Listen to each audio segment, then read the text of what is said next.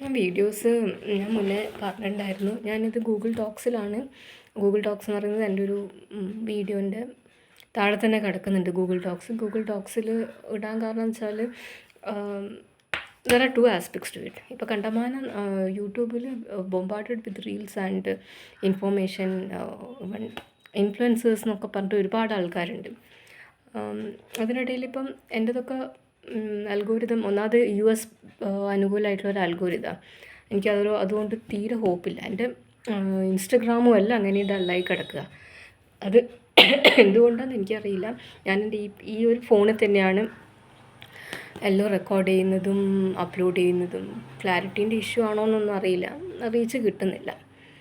Digital മാർക്കറ്റിങ്ങിൽ failure ആയതുകൊണ്ട് തന്നെയായിരുന്നു ഞാൻ ഈ കഴിഞ്ഞ കാൻഡിലിൻ്റെ എക്സിബിഷന് കൊണ്ടുപോകാൻ തീരുമാനിച്ചത്. എക്സിബിഷന് കൊണ്ടുപോയത് കൊണ്ട് തന്നെയാണ് അന്ന് കുറച്ചൊക്കെ വിറ്റുപോയത്. പിന്നെ ഫസ്റ്റ് എക്സിബിഷനാണ്. നെക്സ്റ്റ് എക്സിബിഷൻ September 5 കാലിക്കറ്റിലാണ്. അതൊന്നും എനിക്കറിയില്ല പോകാൻ പറ്റുമോ. രജിസ്റ്റർ ചെയ്തിട്ടുണ്ട്. അതിന് മുന്നേ ഈ ഒരു കാര്യമായിരുന്നു ഫസ്റ്റ് ഞാൻ പറയാൻ ഉദ്ദേശിച്ചത്. ഞാൻ മുന്നത്തെ ഒരു വീഡിയോയിൽ ഞാനിങ്ങനെ പറഞ്ഞിട്ടുണ്ടായിരുന്നു.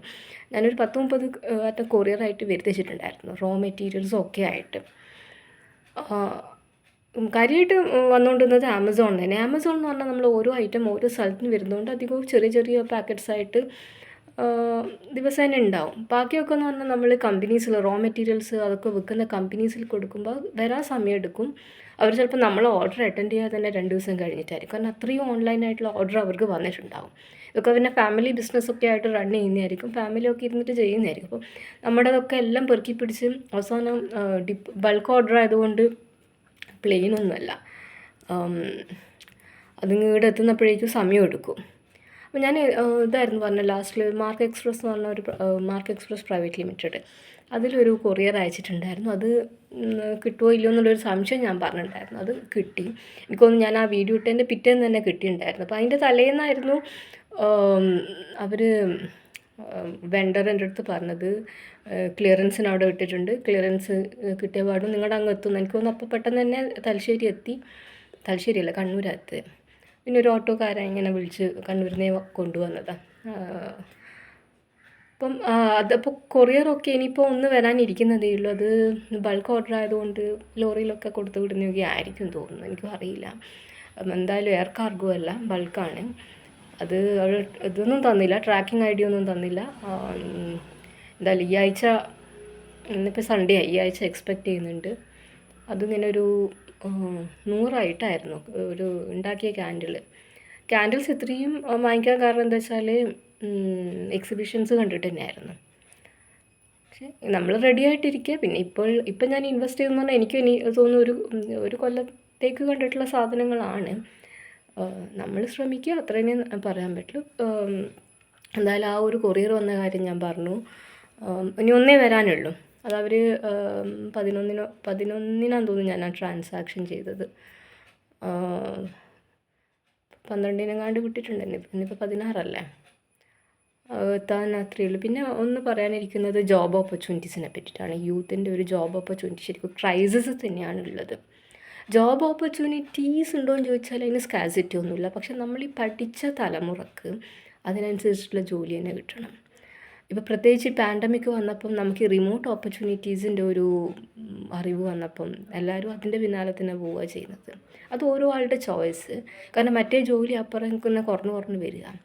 AI-ൻ്റെ ഇൻഫ്ലുവൻസ് കൊണ്ടും ആർട്ടിഫിഷ്യൽ ഇൻ്റലിജൻസ് തന്നെയാണ് കാര്യമായിട്ട് എൻ്റെ വിലങ്ങായിട്ട് കിടക്കുന്നത്. പിന്നെ നമ്മളൊരു പഠിച്ച തലമുറക്ക് എല്ലാ ജോലി ചെയ്യാനുള്ളൊരു മടിയുണ്ടാവും, സ്വാഭാവികം. അതുകൊണ്ട് പലതിലോട്ടും അവർ മൂവ് ചെയ്യുന്നില്ല. ഇപ്പോൾ ക്ലറിക്കൽ ജോബൊക്കെ എന്ന് പറഞ്ഞാൽ അതിപ്പോൾ എന്തായാലും പഠിച്ച ബിടെക്കൊക്കെ കഴിഞ്ഞിട്ട് ഇപ്പോൾ ഗവൺമെൻറ്റിൻ്റെ ക്ലറിക്കൽ ജോബാണെങ്കിൽ അവർ കയറിയിട്ടുണ്ടാവും. അതൊക്കെ പിന്നെ ഇപ്പോൾ ഈ ബാങ്കിലൊക്കെ കയറിയാൽ അതിൻ്റേതായ ഒരു ഇപ്പോൾ എല്ലാം ടാർഗറ്റിൻ്റെ കാലഘട്ടമാണ്, പ്രഷറുണ്ടാവും. ഗവൺമെൻറ്റിൻ്റെ എനിക്കറിയില്ല, ഗവൺമെൻറ്റിൽ ചില ഫീൽഡിലൊക്കെ അതിൻ്റേതായ ടാർഗറ്റൊക്കെ ഉണ്ട്. ടീച്ചിങ് ആണെങ്കിൽ ടീച്ചിങ്ങിന് റിലാക്സേഷനും ഉണ്ട്. പിന്നെ പുതിയ തലമുറേനെ മേക്കൽ ഒരു വലിയൊരു പണിയും കൂടെ തന്നെയാണ്.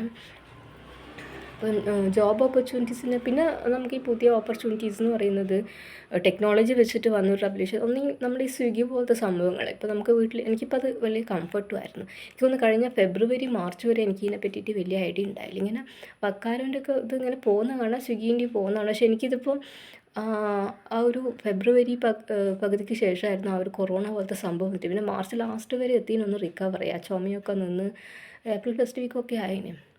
അപ്പോഴേക്ക് ഫുഡ് വീട്ടിൽ നിന്ന് ഉണ്ടാക്കുമ്പോൾ അതിന് ശേഷമാണ് ഞാൻ സ്വിഗ്ഗി വരുത്തിക്കാൻ തുടങ്ങിയത്.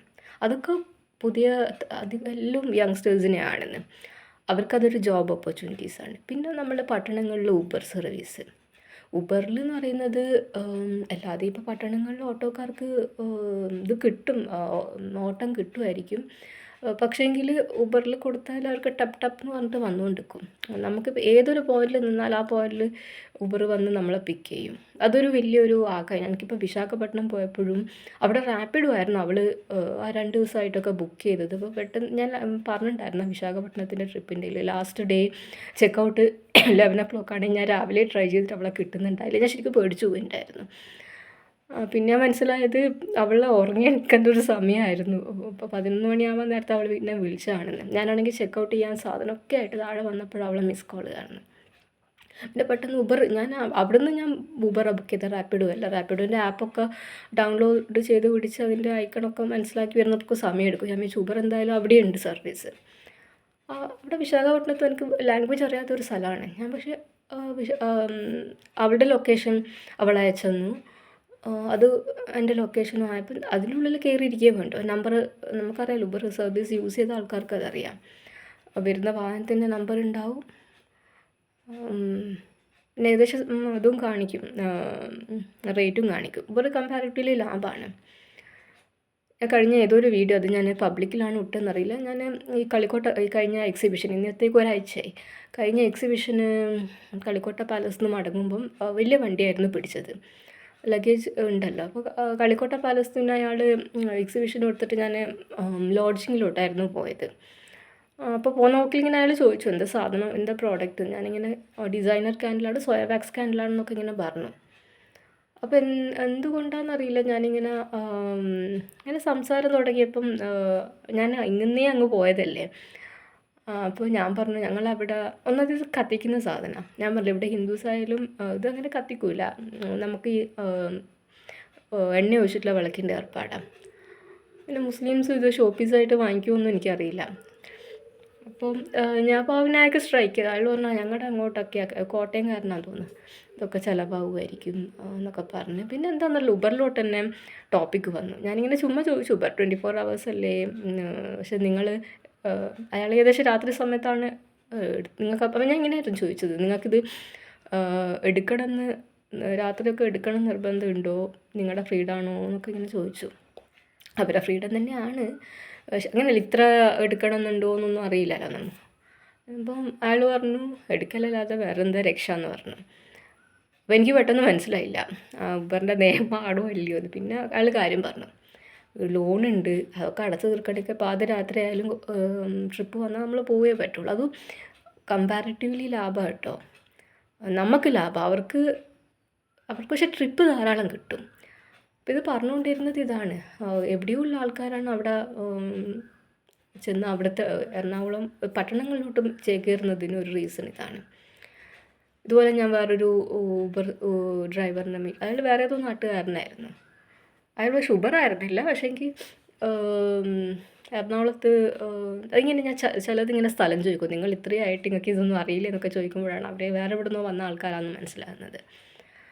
പട്ടണങ്ങളിൽ അവർക്ക് ഓപ്പർച്യൂണിറ്റീസ് ഉണ്ട്. ഊബറിനൊക്കെ എന്ന് പറഞ്ഞാൽ വണ്ടി എടുക്കുന്ന ആൾക്കാർക്ക് ഓപ്പർച്യൂണിറ്റീസ് ഉണ്ട്.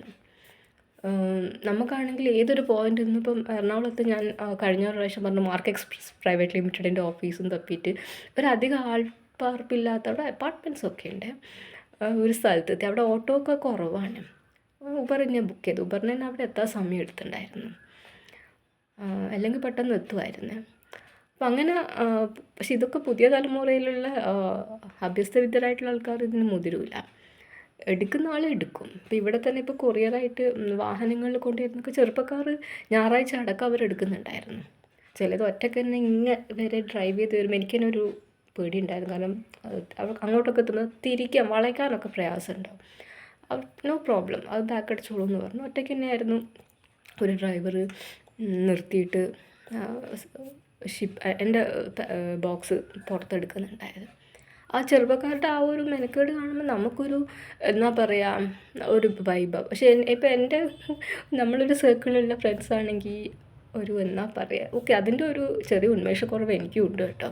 അതിലൊരു കാര്യം എനിക്ക് പറയാനുള്ളതെന്ന് പറഞ്ഞാൽ, എനിക്കത് ജെൻസെറ്റിൻ്റെ പ്രശ്നമായിട്ട് ഞാൻ പറയുന്നില്ല. ഞാൻ കഴിഞ്ഞ വർഷം സെപ്റ്റംബറിലായിരുന്നു അയോധ്യയിൽ ലക്നൗ ഒക്കെ ഉള്ള ഒരു കമ്പനിയാണിത്, ഈ സ്റ്റാറ്റസ് എന്ന് പറഞ്ഞിട്ട്.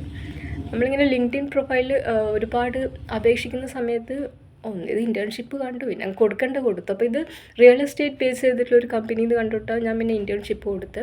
ബാക്കിയൊന്നും ലിങ്ക്ഡിനിൽ ഓപ്പർച്യൂണിറ്റീസ് നമുക്ക് കിട്ടാറേ ഇല്ല. എനിക്കാകെ ഓപ്പർച്യൂണിറ്റീസ്